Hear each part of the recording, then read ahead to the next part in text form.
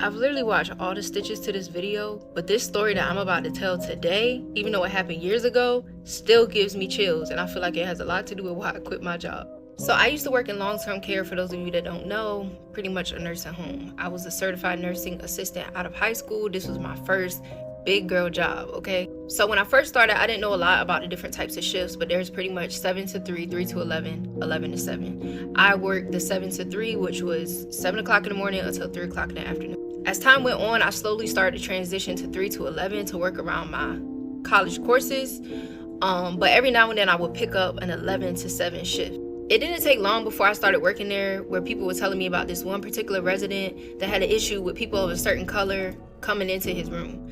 I didn't have too much interaction with this resident because, like I said, I only worked 7 to 3, and you didn't have to do a lot for him. Just go in and check on him and make sure he was okay.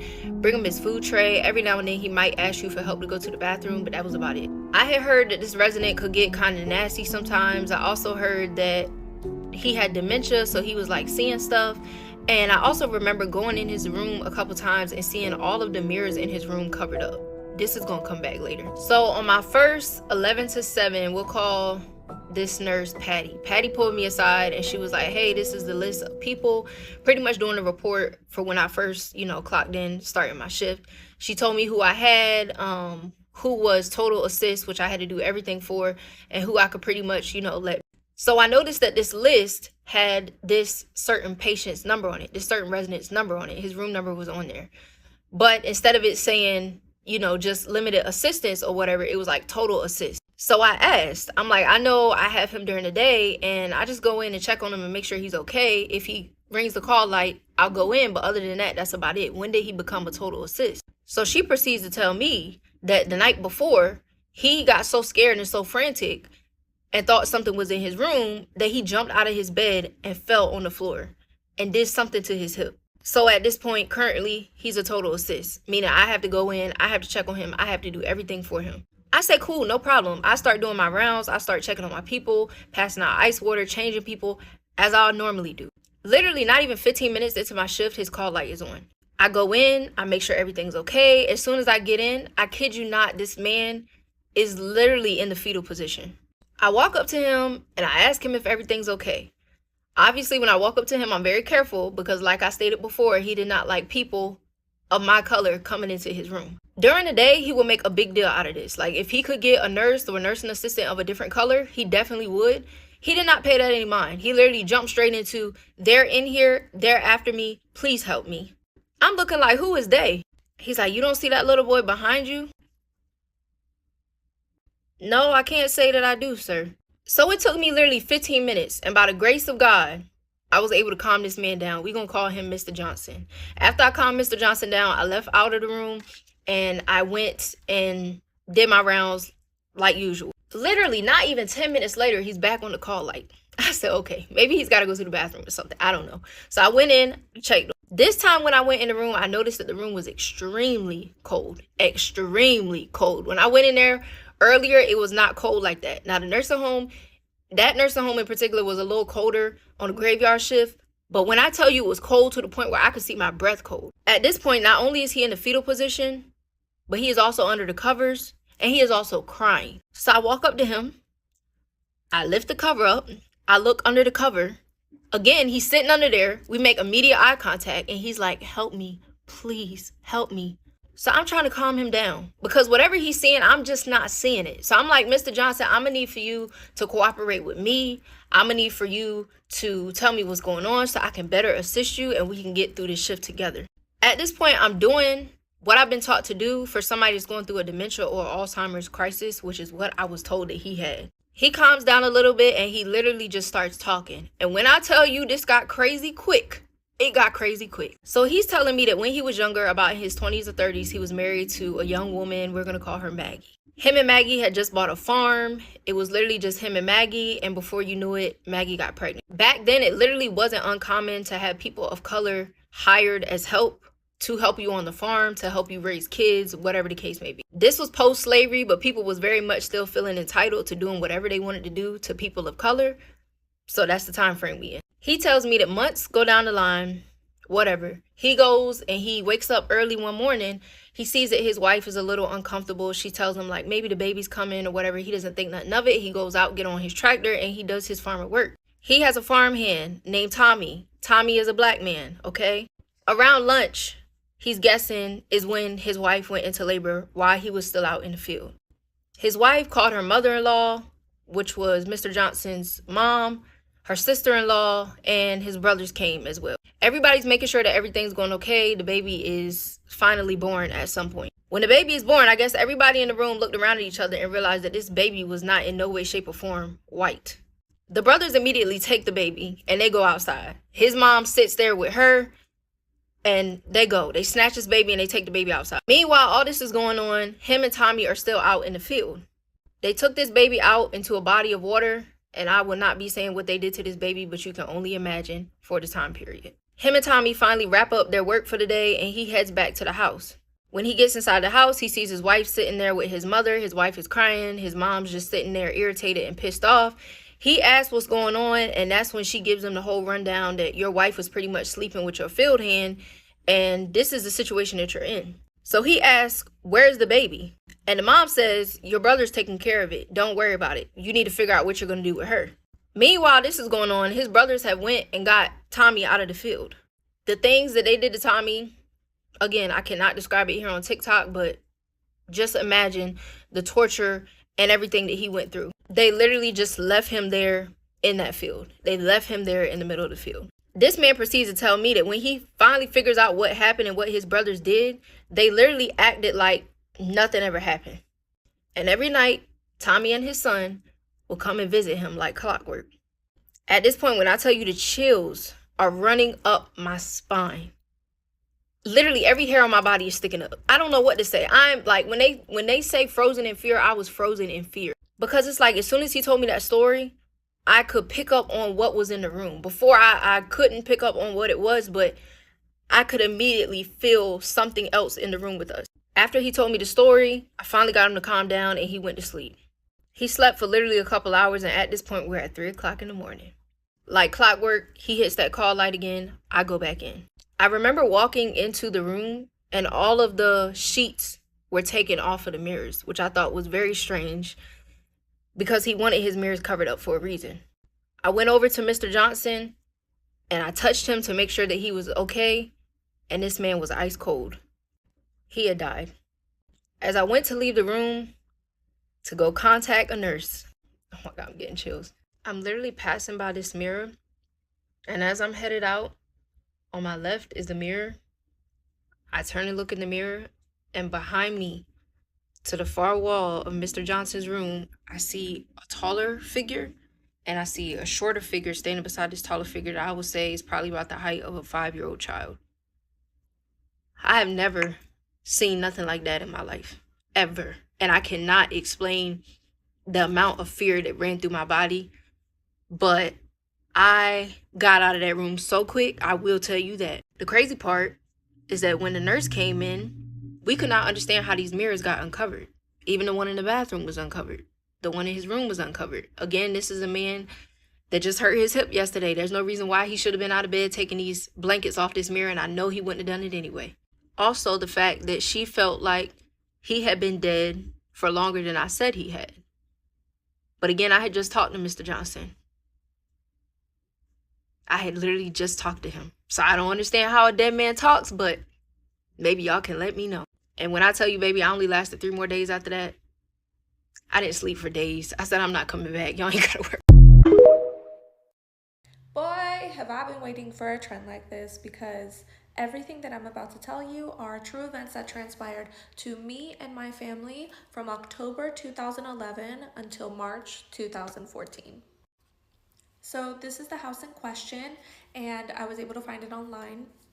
We rented it through a rental company. After about a week of us moving in, cleaning up, we get a call from this lady who's actually the original owner of the house, and she asked us, hey, can I please stop by to see it one last time?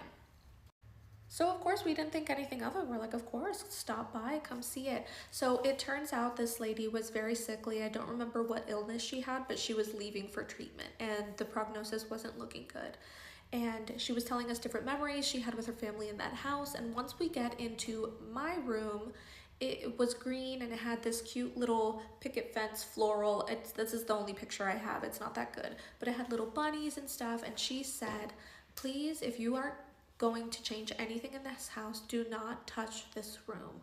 I hand painted this mural with my daughter who passed away. Which at the time we didn't think anything of it. I had no plans of changing it, plus it's a rental. We didn't want to change anything about it. Now, once this lady left is when things started to happen. Now, everything that I'm about to tell you, as it happened, it continued to happen until we left this house. So at this point, we're about 2 weeks into living here, and I'm coming back home from school. I run up the stairs to the right. There's this office space, and the door was slightly open and the light was on. So I just turned off the light and closed the door, and I go to my mom's room. We talk about our day, and then we're gonna walk down the hallway, and we just stop. We stare at each other because I had told her about the light. The door again was open and the light was on. So at this point, we kind of just walk over, we step into the room. There's nothing in there. We said, oh, how weird. Turn off the light, close the door. Now from here on out, there's little sprinklings of this light is on, this door is randomly open, after you had closed it or turned off that light. Nothing crazy. After that, about a month or two in, I had a little miniature pinscher. Her name was Susie. She would start barking all the way at the bottom level towards the garage. Now, the way the house was laid out is that there was a 2-car garage. You would go in and there was a second living room, go up some steps, kitchen, living room, dining room, and then you would go up the stairs and it was the 4 bedrooms and the bathrooms upstairs. But all of a sudden, Susie would start aggressively going downstairs and barking at the garage door. We didn't pay any mind to this because we thought, oh, maybe there's a lizard or some sort of animal or whatever in the garage. Until one day, my dad started seeing this creepy crawl space in the garage. The door would be open. Now, this happened about twice. Mind you, this is weeks, maybe months apart. So we don't really think anything of it. Maybe it's a raccoon that crawled out of it. I don't know. Until one day, Susie had been barking at this door once or twice a week. And one day she goes downstairs. Mind you, all the lights are off. She's barking so aggressively at the garage door, just going at it. And all of a sudden we hear a yelp, just ah! And she comes bolting up the stairs, goes all the way up the second set of stairs, and goes into my parents' room under the covers in her bed. At this point, we all look at each other and we're like, what the hell? We check her, she's perfectly fine. And then from here on forth, she still barks, but she would bark from the steps in the kitchen going down into that second living room. She would bark from there. She never went back to the garage door again. Then the next thing that started happening is we would hear just stomping up and down the stairs. And we would be like, what the hell is going on? And a lot of the times it was happening when everyone was in the house. So we were just excusing it as, oh, it's my dad, oh, it's my mom, or my mom would think it's me, and vice versa. Until one day, it happened to all of us individually when we were by ourselves. So I would hear stomping going up and down the stairs, but I would be home alone. That continued on, and we said, oh, okay, well, I guess there's spirits in the house. Whatever. There's nothing you can do about it. We didn't feel any negative energy or anything, so we, again, paid it no mind. And then, I guess we must have had a little trickster spirit. All of a sudden, things would start missing and then reappearing. So let's say all of a sudden you open the drawer in the kitchen and all of the spoons are gone, and they would be missing for 2 or 3 days, and then you would open it back up and they would just magically reappear. So this happened the whole time we were there. We didn't pay any mind to it. It's innocent, whatever. After the first year is when things started getting progressively more intense, more aggressive. I would be home alone after school in my bed doing homework, either with the door closed or the door open, but I started hearing scratching on my door, just a scratching sound. And, I thought maybe it's Susie trying to get into the room. Until one day, those scratching noises were happening while I was home alone, and the door was closed, and Susie was sitting next to me. I would just wait at that point until my parents got home from work and then get out of my room. Never any scratch marks or claw marks or anything. Soon after that, I started experiencing a lot of seeing shadows in the hallway or feeling like something was watching me while I was taking a shower. And then I talked to my mom about it, and she said she saw the shadows too. My dad eventually started seeing them, and it was always of a man in a suit. He had a top hat and he had a suitcase. And you would only ever see his shadow in the top hallway. Or you would see his shadow while you were taking a shower, and you would open the curtain and there would be nothing there. And that was the absolute worst. Just feeling and knowing you were being watched. Then one day, again, I'm by myself. My parents still aren't home from work, and I'm upstairs in my room with Susie. And mind you, the garage is directly under. So whenever someone comes home, you can kind of feel a slight shake and hear the garage door open and close very clearly. So at this point, Susie hears the garage door open. She goes downstairs all excited to say hi to my parents or whoever it is coming home. I'm still doing homework, so I'm not focused too much on it.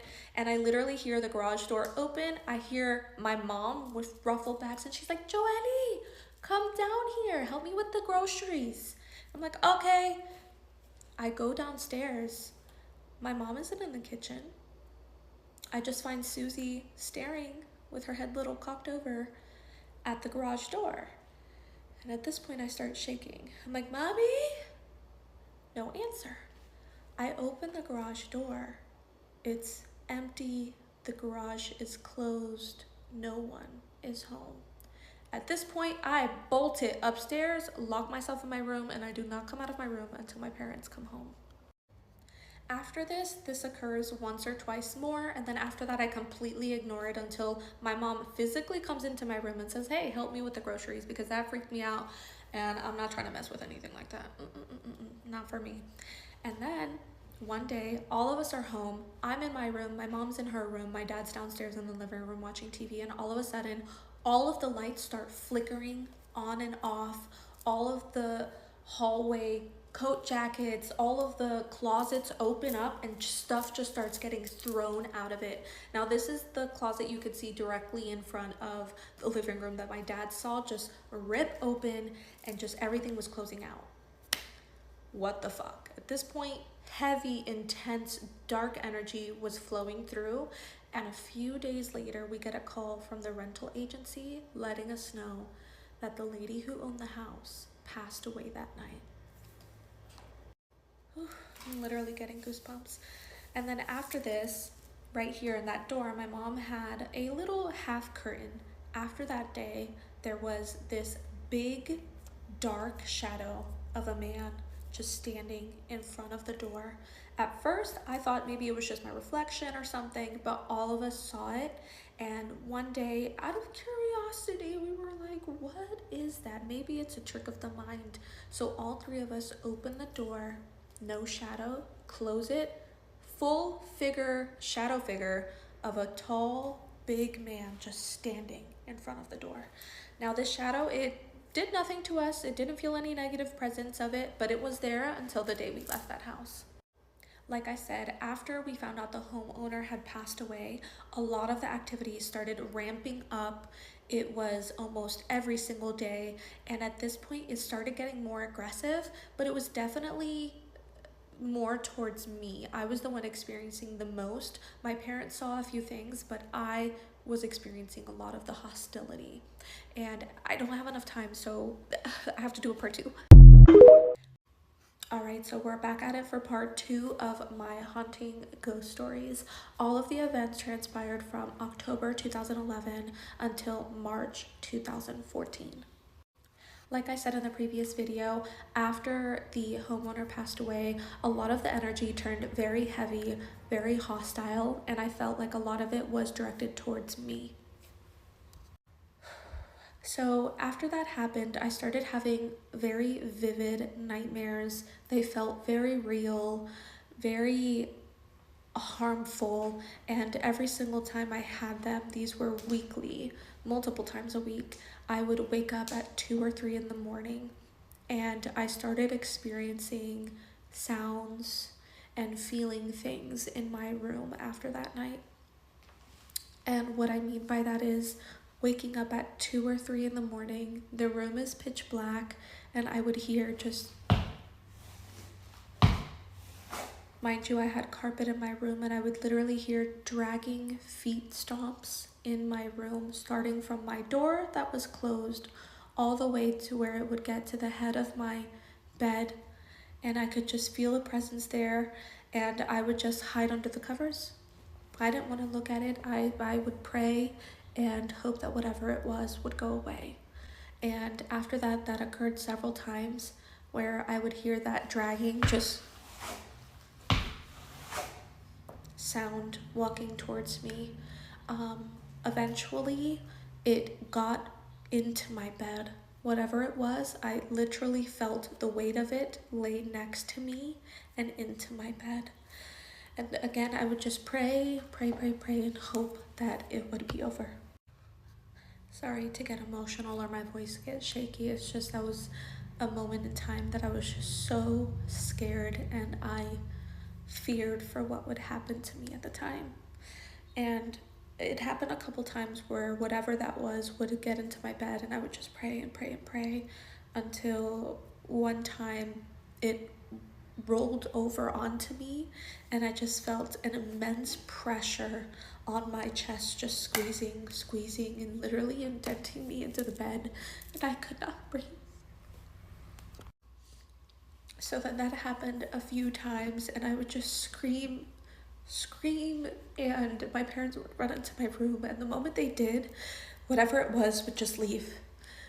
Like, oh, the weight would just be lifted from my chest. And I noticed that whatever it was only ever happened in my room, and if I had any company over, nothing would ever happen. So I was either always at one of my friends' house sleeping over because I did not want to sleep in my room, or I would have them sleeping over at my house, and then nothing would ever happen. And then I remember one time I had my girlfriend over, my parents were upstairs, and I was washing dishes while she was behind me just hanging out, and I had my hair in a claw clip. So I was just washing dishes, we were talking, and all of a sudden I feel hands behind me on my claw clip, and it just pushes my head down. And I was like, girl, quit playing. And she just looked so scared, and she said, that wasn't me. And I looked at her, I said, what do you mean it wasn't you? She said, that wasn't me. Whatever pushed you just now was not me. And I could see the genuine fear in her eyes. And I turned off the dishes, we ran upstairs, and we went into our room. And we kind of laugh about it now, but it was legitimate. Whatever it was, I felt hands, and it pushed my head down. Afterwards, we had an instance where my dad was helping out one of his soldiers who was going through a divorce, so he came to stay at our house until he got his stuff gathered and situated. During that time, he was at our house for 2 days before he told my dad, I cannot stay at your house anymore. He said, I might sound crazy, but ever since I was little, I see spirits. And he said, this house has a lot of spirits. The majority are good, but there's a few that are very malicious, and the only reason nothing bad has happened to you guys is because those good spirits are fending them off, but they're getting weak. You guys need to leave. So at that point, he just confirmed all of the suspicions we had. And like I said, the energy was getting a lot darker, a lot heavier, a lot more hostile. After he left, I had this one very vivid dream that I remember to this day. I woke up in my dream down the street. So I was walking, kind of jogging back to my house. Everything was dark. Everything was deathly still. Not a single cricket, bird, nothing. It's midnight. The moon was out. I run into my house, and there's candles lit everywhere, just like if it was a ceremony. And then I see what I can only describe as a stereotypical demon that you see, the hooves, the red skin, the horns. And he said, I've been waiting for you. And I just bolt upstairs. He chases me, and he grabs me in my room, and he grabs me by the neck, and he stares at me, and he just says, "I finally got you." And I wake up, I can't breathe. I have a panic attack. Again, it's 2 or 3 in the morning.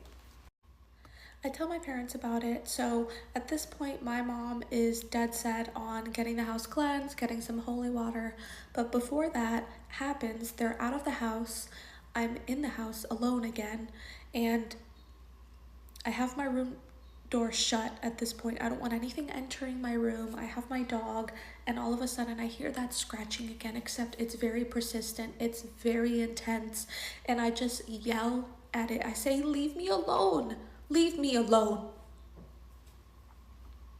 And the doorknob starts rattling and the door just bursts open. I get up, I shut the door, lock it. And then all of a sudden, the scratching stops, the door handle stops. I've shut the door at this point, and we have one of these. This isn't the one from the house, but it was an old metal ceiling fan like this. And all I hear is this big metal crashing sound. It sounds like a car crash. And at this point, I'm trembling. I call my parents and I said, "Can you please come home?"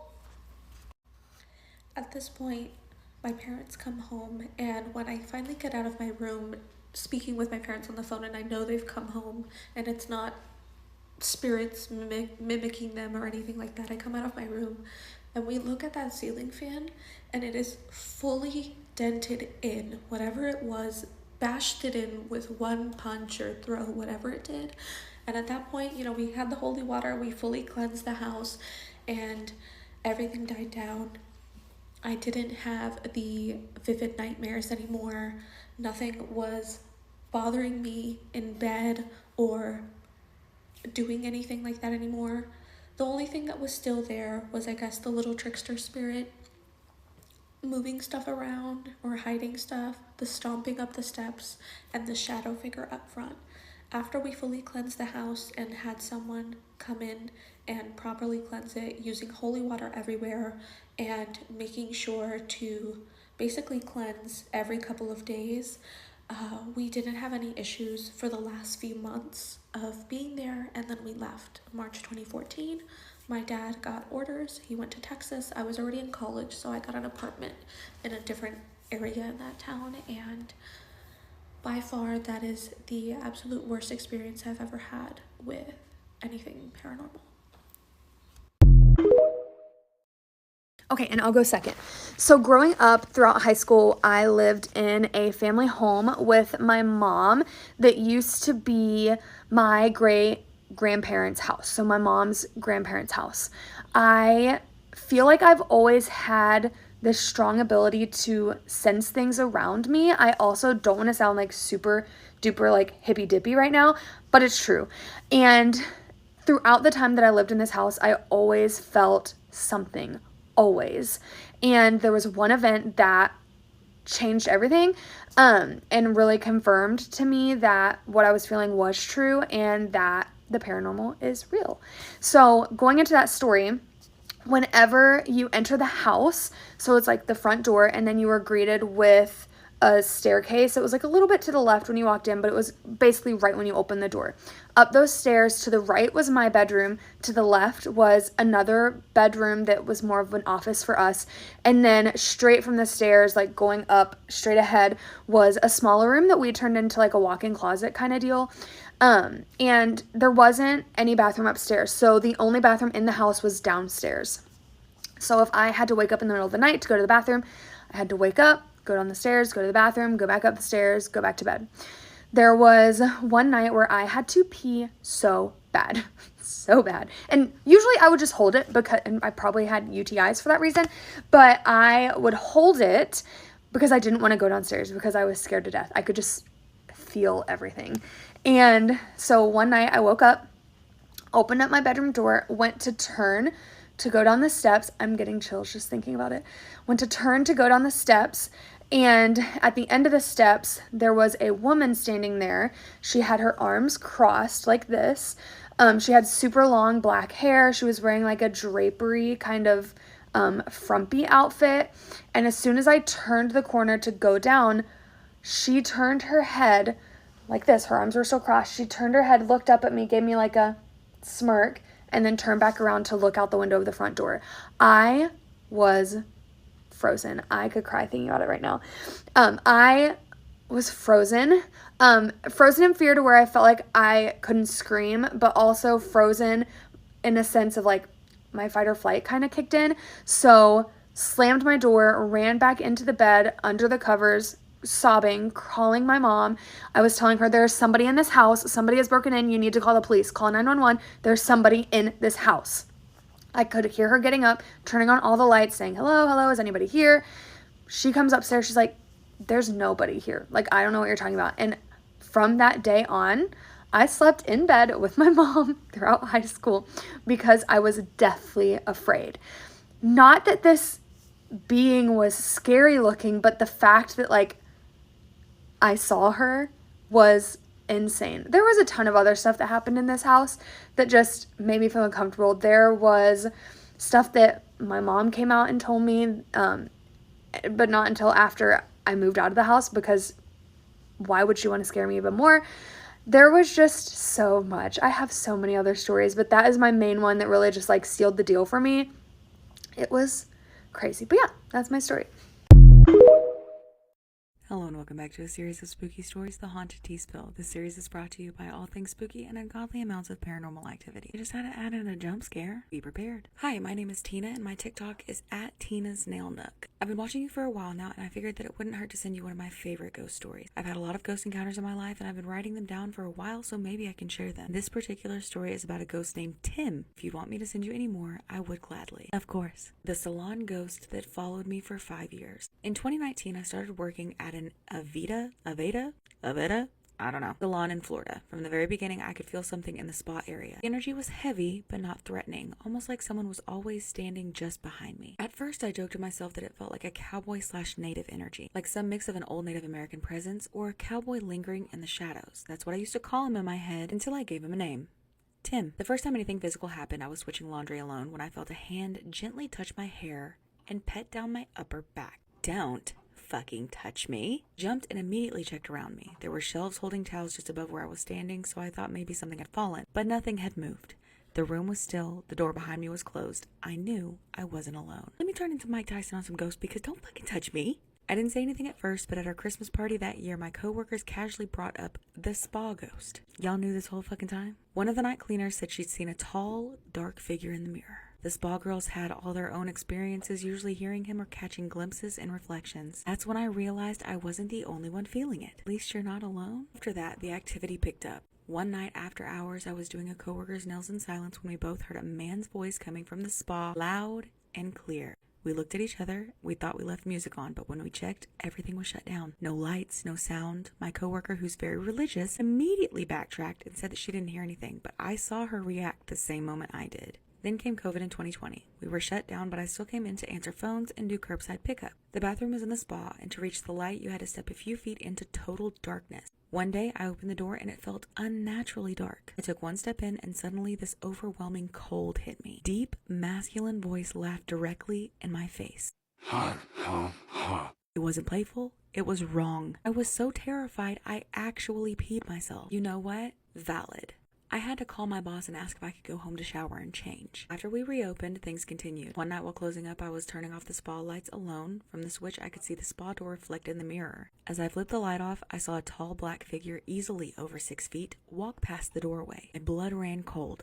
That was one of the clearest sightings I've ever had. Around that same time, the lights started acting up. They'd flicker or turn off and back on in the middle of the day, even while we had guests in our chairs. We'd all just look around each other like, yep, that's Tim. After that, smaller things were happening. I'd find brooms standing on their own, hear footsteps, see shadows, but nothing ever felt violent, just persistent. In 2021, I took a break from everything and moved to Paris, France. Tim didn't follow me there, but I had other ghost encounters that were just as strange. If you want to hear about those, I actually have videos that I can share, unlike Tim, who, despite 5 years of activity, never once let himself be recorded. Not Tim being camera shy.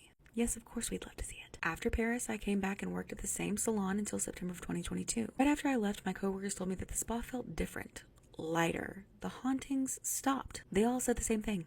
Tim left with you. Tim's a little codependent. And he did. I started at a new salon in September of 2022. When I interviewed, the energy felt normal, but once I started, it shifted.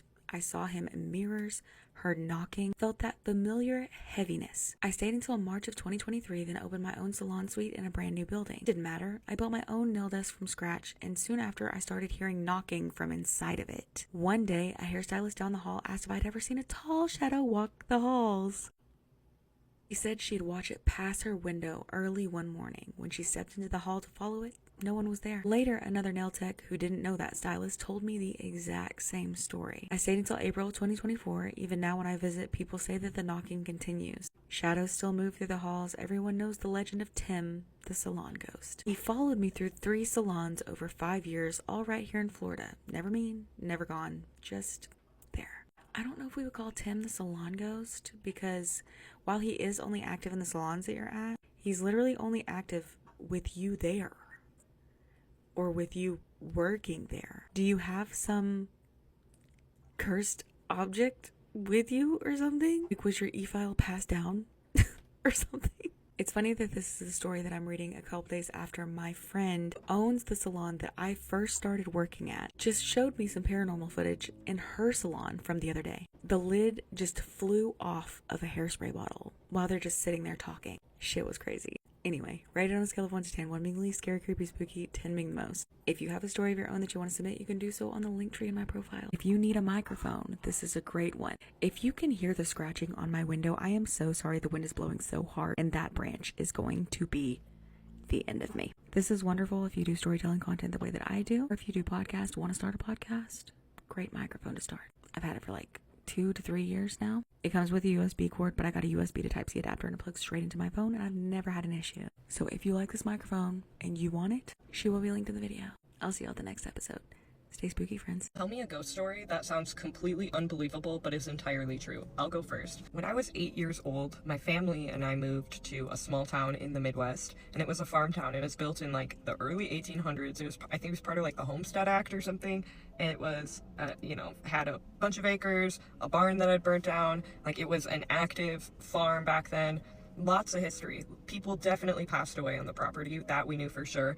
And man, it wasn't like very obvious as a child. I was super intuitive, and I didn't know what to do with that intuition, so I naturally got a Ouija board. And of course, I dragged along my best friend and my sister and a couple other friends on this Ouija board journey, where we would go and sit at the top of the stairs to the basement, and we would turn all the lights off and turn candles on, and then ask this thing questions, and it responded. And I don't tell people this story. It sounds psycho. The fact that other people are there to verify all of these things and validate gives me inner peace, but I don't tell people. But it worked. And unlike what I thought would happen when it would move, even when we'd lift all of our hands off of it, it's still moving. Is how aggressively it moved. It wasn't gentle. It was like very sharp. And so much time would pass when we were in there talking to this entity as well. Like, we would think 10 minutes went by and it would be 2 hours. Like, insane. Being little kids, we wanted to know questions and answers like, who are we going to marry when we grow up? Or how many kids are we going to have? Or just questions like that. And every single time we start, it would give us answers at first, like, and it would tell us about itself. We would say, like, what's your name? And it would just say demon, D-E-M-O-N, like, over and over again. When we would ask questions about me, at first it would like give us answers, and then it would just spell bitch repeatedly, B-I-T-C-H, B-I-T-C-H, B-I-T-C-H. Horrifying. Like, any question about me. Also, sorry if I seem lackluster. I already told this whole story and it deleted. It was so freaky. We're also having like visuals of like hands reaching towards the planchette, like in the candlelight flicker.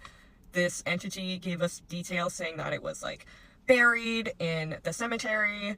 A cemetery that was like local, like the name was legit. It gave us like, I think it either gave us a plot number or it was just like the last name. And we did go there, and what we found was crazy. Part 2 to the unbelievable but completely true ghost story that was my childhood with my Ouija board experience. Before I get started, I did not sleep from watching y'all stitches of your horror ghost stories, and I believe all of you, and I moved the mirrors away from my bed so quickly last night, and then I fell down a rabbit hole of like blue sage and cedar and juniper, and anyway, it says that the person we were talking to on the Ouija board claimed to be an 86-year-old woman. And we asked if I was going to have a child or if I was going to get married, like the MASH questions. And then we asked if there was, I think this is this one. Yeah, we asked where she was, and she said in between life and death. And then called me a B-I-T-C-H. And then we have this other one where we ask, is there anyone else who would like to speak to us? And it says yes, and then we say who, and it says demon, and then we said why, and it spelled out he knows God. Like, mind you, we all were lifting our hands up, like, watching it move. I completely forgot about this till I read it. And then we kept trying to ask innocent questions, like, what am I going to go to college for? BITCH. Drinking this coffee to stay awake. I'm never going to sleep again. Send me your energy healing tips. But anyway, the demon that we were speaking to lied.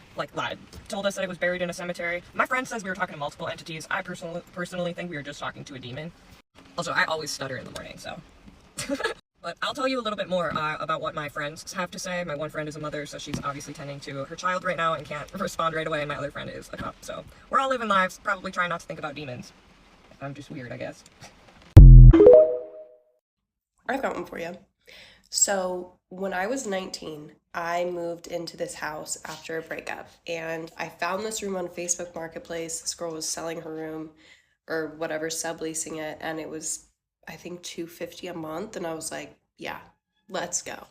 So I moved into this place, and it is a very old home. It was made out of local stone, and it was on this block that all the houses were made out of local stone, and if they weren't made out of local stone, they would not still be standing. I'll just say that. They're very old. So this house had been converted into separate apartments, and I was living in a room that you had to walk through a bathroom to get to, and this room was also connected to another bedroom, but we just put like furniture in front of it, so it kind of felt like a bedroom. So that's where I was staying, and the first night that I was sleeping there, I was woken up out of a dream, don't know what I was dreaming about, and I saw this woman just like hovering over me, looking at me. And I looked at her for a few seconds, and when she realized I was looking at her, I just saw her eyes get really wide, and she looked nervous, and she disappeared.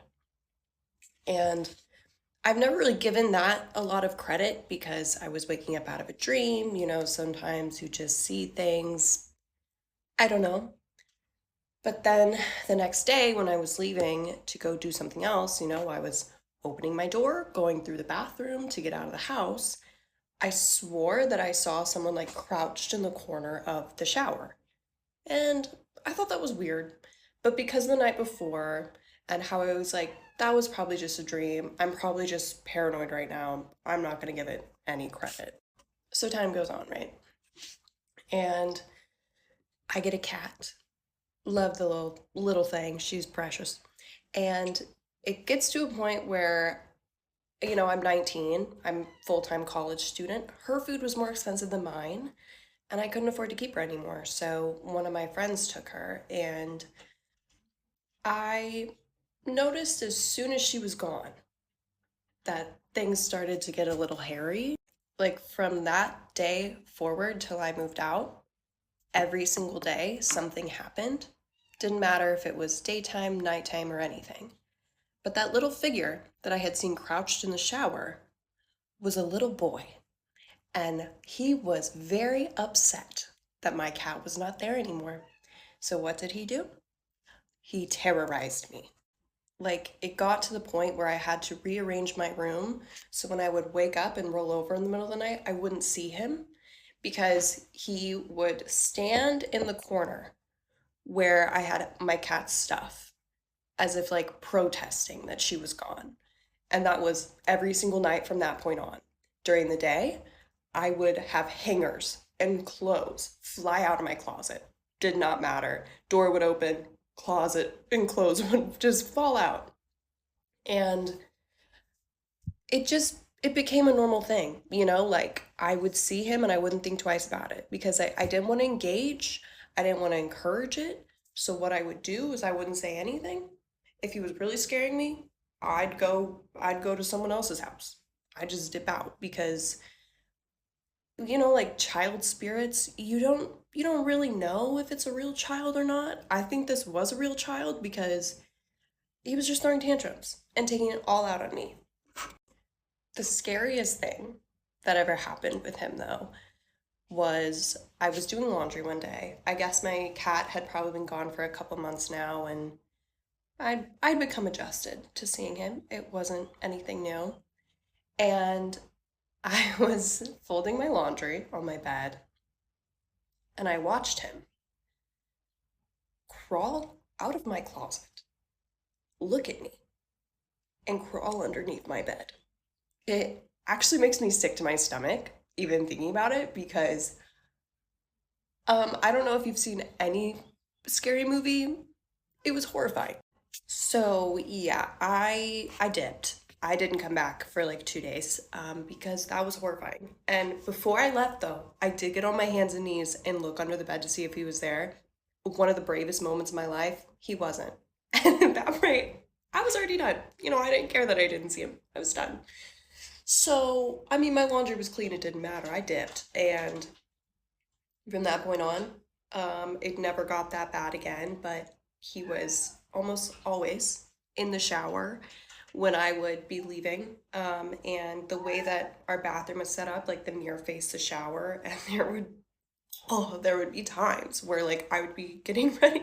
I'm crying. I would be getting ready, and I would see his little stinking head pop up in the mirror.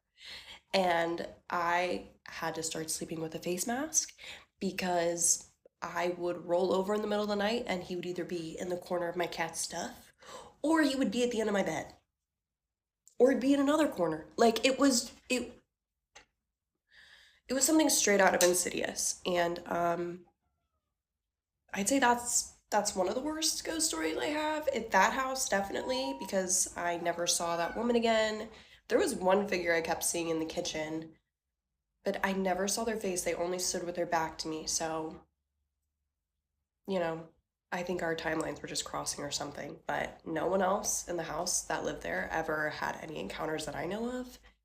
And yeah, so that's how I was terrorized by a little child, ghost, spirit, for having to get rid of a cat, for being poor, essentially. So, first time I ever do a TikTok has to be this. And will I do another TikTok? Probably not. But loads of people have been coming forward and I thought, fuck it, let's do it. When I was 22, me and my then fiance, now husband, had moved in together into this quaint little cottage, which we were renting. We couldn't afford to buy. And it was in the arse end of Suffolk, and my husband was working nights part-time at this kind of chemical lab, which sounds really scary, but that was what he was doing because he's a clever clocks. Basically, I was starting to work from home, so I was home alone all the time. It was so great. This was a 2 up, 2 down kind of like old farmer's cottage-esque thing. And you know the feeling when you walk into like a bar, an old man's bar, and you kind of walk in and everyone's like, who the fuck are you? Really felt like that. The energy was thick with it. Like, that's the only way I can describe it. And I am 1,000,000%, need to make this very, very, very clear, the kind of person that if this didn't happen to, I would be like, nah. But unfortunately, this happened to me. For the first couple of weeks, nothing happened, which is great. I just thought, no, it's just a weird vibe. Living away from my mum for the first time, need to get used to this. And again, I've been from uni into sleepy Suffolk. Nothing happened. Until things started happening. I've got 2 enormous Norwegian forest cats. Huge. Point to the story. And basically, when they jump from upstairs, it is honest to God like, you know, a human, like a small child, has like jumped down. It's really quite noisy. So half the time if I hear anything, I'm usually like, okay, it's just Pookie. And Pookie is 13 kilograms. She's a big girl. So taking that in mind, I remember being in the living room. And I think I was watching the first season of bloody Stranger Things when it first came out. Oh, I'm so old. And I remember hearing this sound coming from the upstairs. There was only 2 bedrooms upstairs, that was it. And it sounded like someone kind of shuffling, you know. And I remember thinking, oh, that's a bit weird. But again, this was semi-detached. So I thought, maybe it's just next door and the acoustics are a bit weird. And then I kept hearing it coming down the stairs, and I was like, ooh, okay, that's getting a bit closer. And then it kind of stopped when it came to the corridor. I remember thinking, maybe my cat has got like sellotape attached to it. It's walking really weirdly.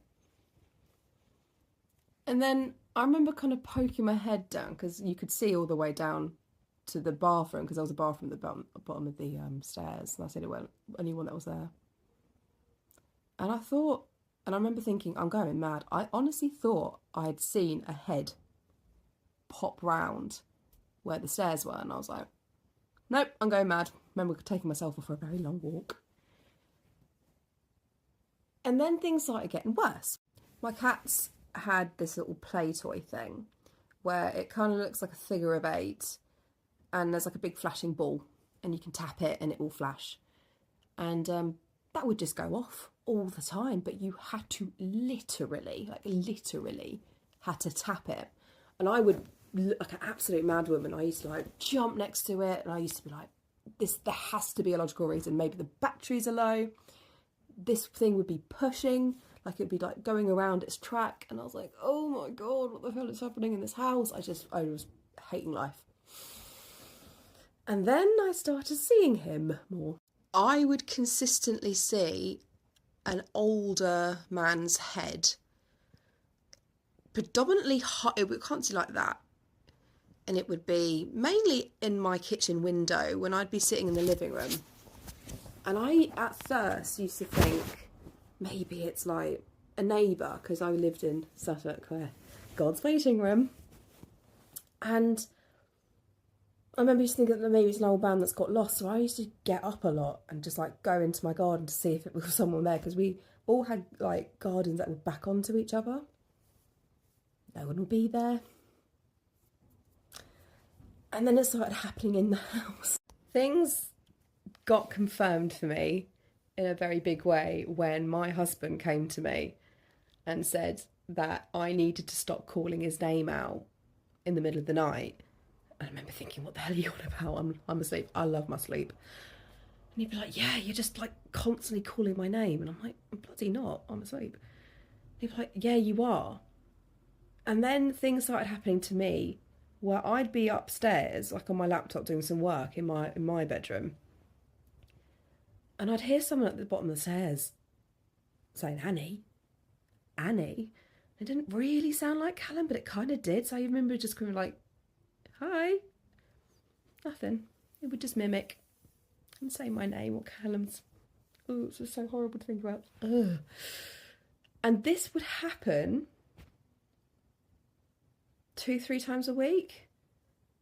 Anytime. It could be the middle of the night, and that's when me and Callum would be like, oh my God, we're moving, we're going. And then we would sometimes hear, which in my opinion was personally weirdly the worst one, is where you're in the middle of the night and you know when you're like, you've just got to sleep, so you're kind of in that big deep sleep, you would hear someone, and when I say running up the top of the stairs, remember it was just stairs, our room, and then a room, so there wasn't even like really a hallway. It was so creepy. And this would happen, and again, a couple of times a night. And it would happen, it was on the latter end when we started like more openly addressing that we want to leave this house. Luckily we were renting, so we could just like F off and go, basically. When we had finally said to the landlord, like, in the nicest way, we're going, this house is really creepy. Callum got a new job, and it was the night before we had left. So we'd hired like this little van, packed all our shit. Good God, I have a lot of shit. And I thought, okay, fuck it. I'm rewarding myself with a shower. And, to this day, this really creeps me out. Basically, I forgot to open all the windows like an idiot. So I kind of had like the sauna experience in terms of bloody shower. I was facing the wall because it was one of those, where showers face the wall. Duh. And it was like, when I was saying like the feeling of someone watching you, it really came, like it really happened quickly, and I was like, ooh, that felt a bit horrible. Never really felt it in the bathroom. And then it was like someone had like slapped the shower head and it span, and I was just like, fuck this, grabbed a towel and I put it on me really tightly. And I turn around, and on the mirror, there was this huge fresh handprint, and that was just the biggest nope in the world for me. And I remember just literally like near screaming. I was like, Callum, fuck this. And I sat on the sofa, and I remember looking down and I could see him like that round the corner of the stairs. And I remember grabbing my phone and taking a picture. And of course, I can't find this fucking picture, but I remember sending it to my brother and my mum and Callum. But again, this was all Snapchat, which I can't get access to because it's ancient. So I need to really bloody find it. But I got it as he was fading, because sometimes I would see him and he was like, how you're seeing me. And sometimes he was kind of like grey with a really dark sockety eyes. But yeah, it's safe to say we moved. I was only back there once for mail, but I sat in the car and I was just like, demon house. Hated it. Good morning. Since you all enjoyed my story yesterday so much, I decided I would tell some more. Because like I said, I worked in long-term care facility for a while, so I have stories for days. Unfortunately, just a little warning, I don't have any story that's going to top what I told yesterday. I told my best story first. But I would like to clarify that everything that I say is 100% true and nothing is a figment of my imagination, even though I really, really wish it was. Just a little history on me that's going to later pertain to this story. I'm a mom of 2. I have a son and a daughter. I have a 3-year-old daughter that has a heart condition. So it's the peak of COVID. I'm about 5 to 6 months pregnant, and I'm working the night shift again, 11 to 7. At this time, I'm working for an agency, so this agency sends me to different facilities every shift instead of just going to the same facility all the time. This facility that I went to this particular night, I had never been to before. When I walk in, the CNA that's leaving gives me a report, and she tells me everything about my residents, everything I need to know, who's total assist and who's limited assistance. She tells me about this one resident that I have, and the way that the list normally goes is that you have room numbers at least adjacent to each other. So for example, if you have room 11, usually have room 12 across the hall, room 13 across the hall, depending on how the facility is set up. I literally had 9, 10, 11, and 16. 16 was all the way at the end of the hall. That was this resident at the end of the hall in room 16. This resident was at the end of the hall, and she was also in the room all by herself. She proceeds to tell me that when I go in this room, do not tell this resident anything about myself. If she asks anything personal, change the subject or lie. I said, okay. I mean, she goes on to tell me that this resident believes that she is the reincarnation of Jesus Christ himself. Not the craziest thing I've heard, but strange nonetheless. So I start my rounds, working from my first room all the way down to the end. Like I said, she's room 16. Again, I'm 6 months pregnant, so I'm probably moving a little slow. I'm not even gonna lie to you. I finally get down there to her room, and this CNA that was helping me out pretty much my whole shift, she comes with me. She said, don't go in there by yourself. She comes in there with me. The resident wanted us to help her find her remote because this resident was also blind. When I go to hand her the remote, she grabs my hand. She looks at me and she asks me what my name is. Again, the CNA told me not to tell her anything personal, so I lied and I told her that my name was Ashley. She kind of smirks. She takes the remote and she says, okay, ladies, that's all I need right now. I said, okay, easy enough. This is going to be an easy night. This is going to be a breeze. I go finish up the rest of my round, and by the time I finish up the rest of my round, her call light is on again. So I make my way down to the end of the hall. The nurse aide, she comes with me again this time. This resident was bedbound, but she could use a bedpan. She didn't want to use a brief or anything like that. At the time, we didn't have a bedpan in the room, so the CNA actually had to leave to go get a bedpan out of the supply closet. So I'm just standing there kind of waiting for the other CNA to come back. And the resident starts reciting Galatians 6 and 9. For let us not be weary in well-doing, for in due season we shall reap if we faint not. What's so interesting about this scripture is that that's literally my favorite scripture. After she says that, she looks over at me. I'm standing by the door at this point. And she asks me if I believe. I tell her, well, it depends on what we're talking about believing in. She says, do you believe in Jesus Christ? I said, yes, ma'am, I do. So she tells me, I'm the reincarnation of Jesus Christ. So anything you do to me shall be done unto you. At this point, I'm like, where's this girl with this bedpan? I wrap it up. We get on the bedpan, get everything taken care of. I leave. I go out into the little staffed area and I go eat me some snacks and drink me something. And I'm just chilling, watching Netflix. About an hour or so later, her call light goes back off. At this point, the other CNA has went outside to take a smoke break. Instead of me making a huge big deal out of it, I just went down there by myself. I'm like, she probably doesn't even need anything. I go in her room and all the lights are off at this point. Her lights weren't off the whole shift. Like I said, it doesn't really matter because she was blind, but the lights were off. She was literally sitting in the dark. I go to reach my hand on the wall to cut the light on and she tells me to leave them off. I say, okay. So I go over to her to see what she needs. She turns over and she looks at me and she says, Brittany, you're pregnant, aren't you? Excuse me? I didn't say anything. Didn't say anything. She says, you're pregnant with a little girl.